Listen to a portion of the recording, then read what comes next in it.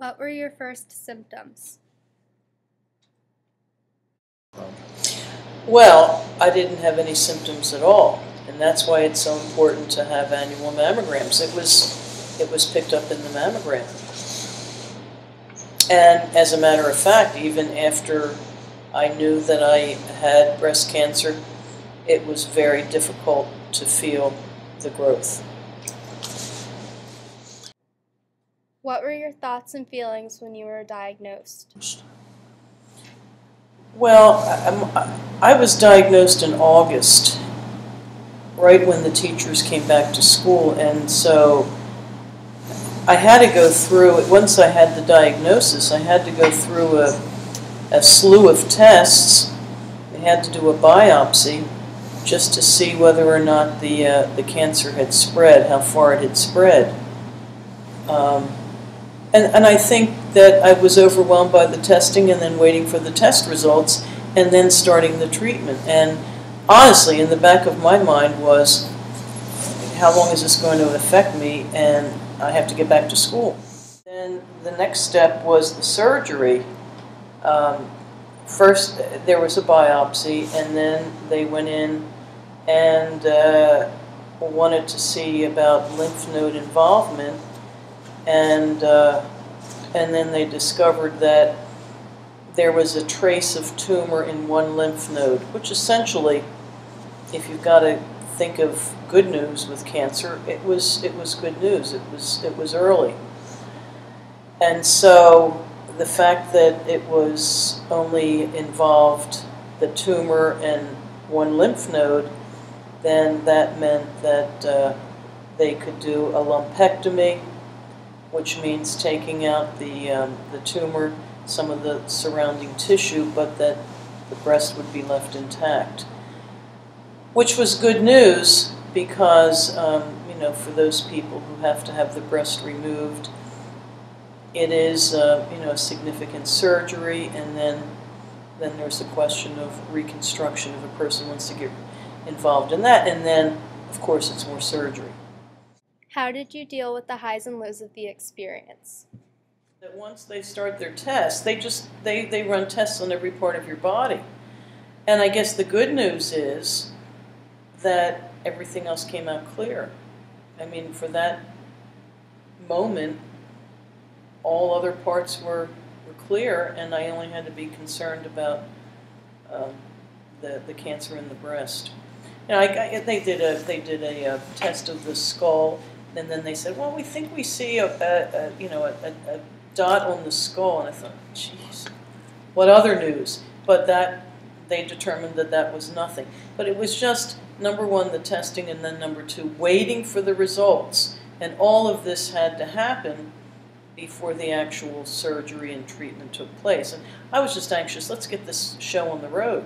Was there a particular thing that you were doing to sort of navigate the highs and lows, or how did you accommodate for this? Or how did it, in the meantime, how did it change your life? I mean, did you find yourself doing something unusual? Or? No. You know what happened? I came back here, those 4 teacher days, and people were running around putting their bulletin boards up and getting their books, and I thought, business as usual for them, and it's not business as usual for me.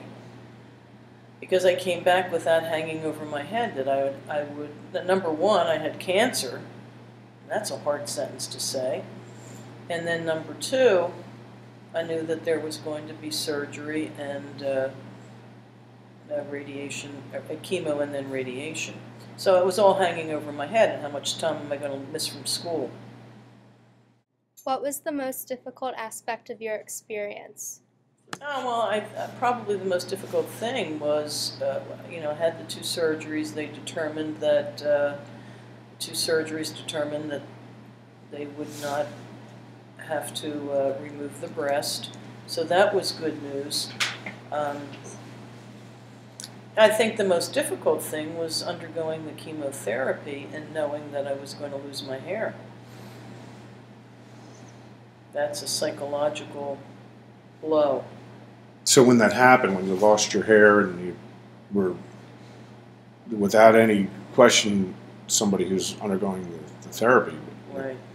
What happened? Well, I remember, you know, the doctor recommended, the surgeon recommended, or I guess it was the oncologist recommended, you know, instead of letting your hair fall out on the pillow or clog the drain, you ought to, you know, get it cut pretty short. So I had my husband buzz me. You know, he gave me a buzz with an electric shaver, and then we went from there. And then I had to go over to Bryn Mawr Hospital. They had a program where cancer patients could get free wigs, so I had to go over there and try to find a wig that matched the color of my hair and so forth.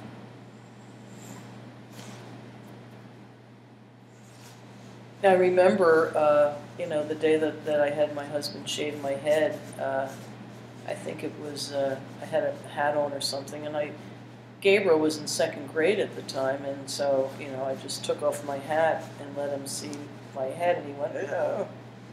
But once he said, ugh, then he realized, well, that's the way Mom looks. You know, he accepted that. And then I just want to tell you this, that after the chemo was finished, then I had to have 32 days of radiation. And the 32 days of radiation, let's say I was scheduled for, let's say, 4 o'clock. I'd leave Pencrest, go over to Rose Tree, pick up Gabriel, and we'd go over to Delaware County Hospital for 32 school days. I mean, Monday through Friday for 32 days. And I have to tell you this, that when I was taking the chemo, and then I had the radiation, all the time that I was under treatment, my thought was, they're doing this stuff to help me. And in fact, you know, once I got off the chemo and the radiation stopped, I thought, oh, geez, I don't have my protection. You know, and then... What would you tell someone who has been recently diagnosed? Just that being diagnosed in 2013 is a very fortunate time, that